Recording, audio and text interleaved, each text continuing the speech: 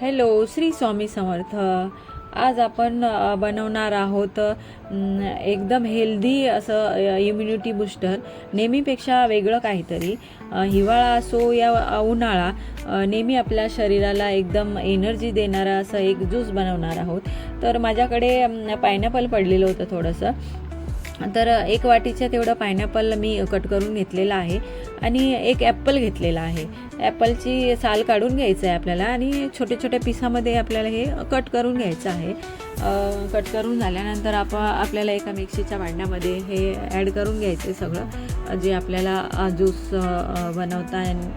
Juice बनवण्यासाठी जे काही लागणार आहे ते.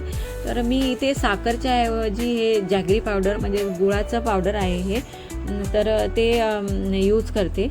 तुमच्या टेस्टच्या अकॉर्डिंग तुम्ही टाकू शकता. तुम्हाला जर गूळ आवडत नसेल तर तुम्ही साखर पण टाकू शकता. माझ्याकडे गूळ आहे तर मी अधूनमधून कधीतरी गुळाचं पण ज्यूस बनवत असते स्वतःसाठी. आणि थोडंसं मी इथं रॉक सॉल्ट यूज करते. मीठ 1 चिमूटभर असं मीठ जर टाकलं आपण ज्यूसमध्ये तर छान अशी टेस्ट येते त्याला. आणि आता ग्राइंड करण्यासाठी त्याच्यात थोडं पाणी ॲड करावं लागेल. मला जेवढं लागणार त्याच्या थिकनेससाठी मी नंतर पाणी टाकेल, पण आता सध्या मी थोडं पाणी टाकून ग्राइंड करून घेते. खूप हेल्दी असं ज्यूस आहे हे. याच्याने आपली इम्युनिटी पॉवर सुधारते, भूक लागते आणि पचनक्रिया सुधारते. तर मी इथे परत त्याच्यामध्ये थोडीशी हळदी पावडर टाकणार आहे. ही हळदी पावडर मी घरी बनवलेली आहे. तुम्हाला याची रेसिपी जर पाहिजे असेल तर मला कमेंट करून नक्की सांगा. मी तुम्हाला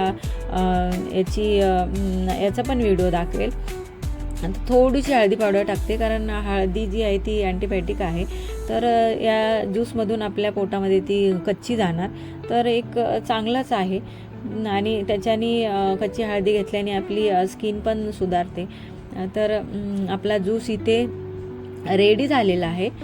माझं आज असं होतं की मला आज नाश्ता नाही करायचं होतं. आज म्हटलं आपण ज्यूसच प्यायचं, चांगलं एक बूस्टर तयार करायचं आणि त्याच्यावरतीच आपण आज हे राहायचं.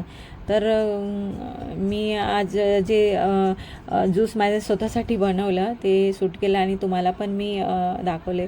तर कशी वाटली कसा वाटला आजचा व्हिडिओ तुम्हाला ते मला कमेंट करून नक्की सांगा. आणि खूप छान झालेलं आहे, टेस्टी आहे.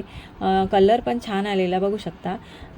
तर भेटूया अशाच नवीन पुढच्या व्हिडिओमध्ये. तोपर्यंत मस्त खा, मस्त राहा. बाय.